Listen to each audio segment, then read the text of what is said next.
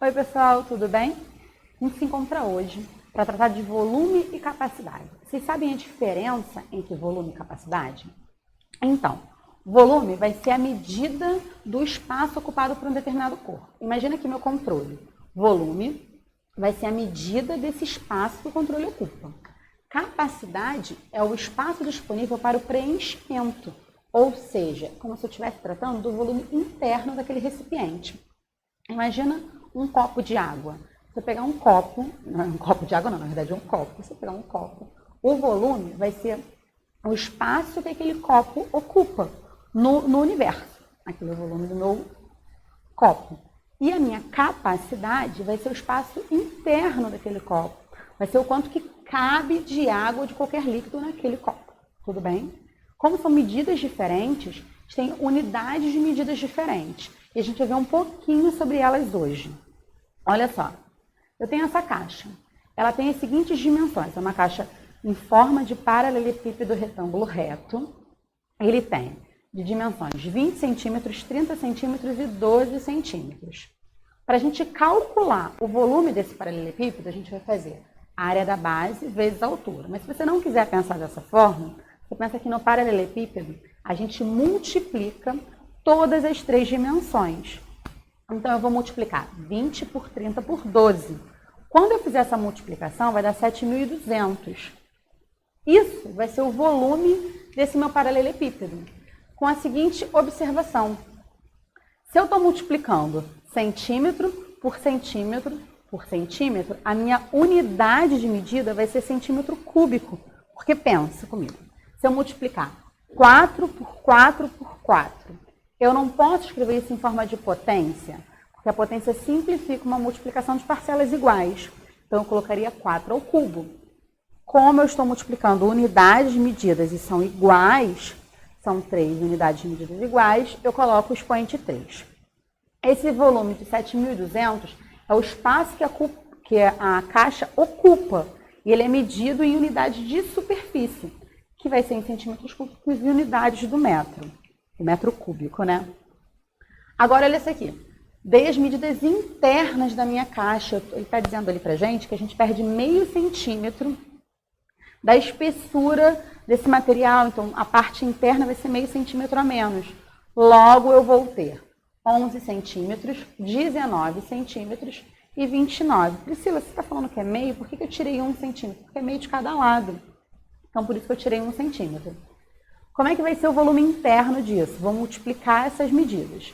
Quando eu multiplicar essas medidas, no resultado dá 6.061 centímetros cúbicos. Se a gente for expressar isso em unidades de superfície. Só que eu estou falando de capacidade. Como eu estou falando de capacidade, o volume interno, eu preciso medir isso em unidades do litro. Mas será que existe alguma equivalência? Vamos lá. Para isso, a gente vai relembrar aqui um esqueminha de unidades que nós aprendemos lá no finalzinho do Fundamental 1, e que a gente revê no nosso sexto ano, que são as unidades de medida de superfície, que são as medidas do metro cúbico e as suas variações. Vamos lembrar, metro cúbico eu tenho os múltiplos, que são os maiores, e eu tenho os submúltiplos, que são os menores.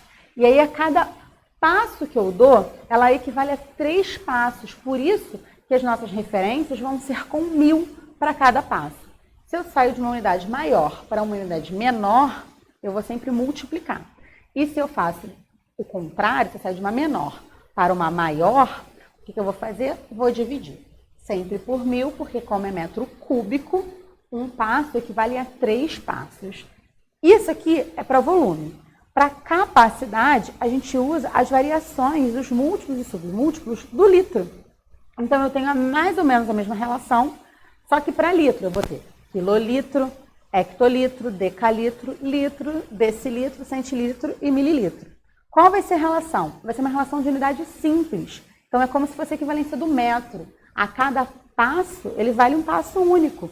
Então, todas as transformações, se a gente observar, estão com 10 e não com 1.000, porque são unidades simples. Então, a gente usa metro cúbico para volume e litro para capacidade. Mas e a equivalência entre eles? Priscila, como é que funciona? A gente tem o seguinte, a equivalência principal ela é do decímetro cúbico, que é essa aqui que está no meio.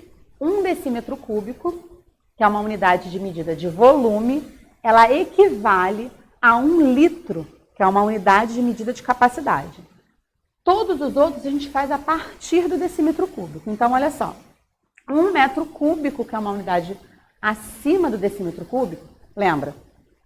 No metro cúbico, mais unidade do metro, a cada passo que eu dou, equivalem a 3 passos. Então, como equivalem a 3 passos, eu saio do litro, não para o decalitro, eu saio para o quilolitro. E lembra o seguinte, que apesar da sigla usar K, a gente escreve quilolitro, quilômetro, tudo com quil, não esquece disso. Então, 1 metro cúbico vai valer 1 quilolitro. E na unidade menor, como é que vai funcionar? Quem é menor do que o decímetro cúbico? O centímetro cúbico.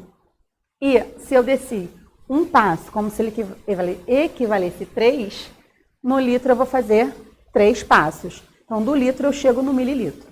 Então, a gente tem aqui de resumo as nossas equivalências. Quando eu vou usar cada um? Vou usar cada um dependendo do que o exercício esteja pedindo. Se ele pedir volume, eu faço as contas com as unidades do metro cúbico. Se ele pedir capacidade, que é o volume interno, que é o quanto que cabe internamente naquele recipiente, eu vou dar unidades medidas de litro. Tudo bem, pessoal?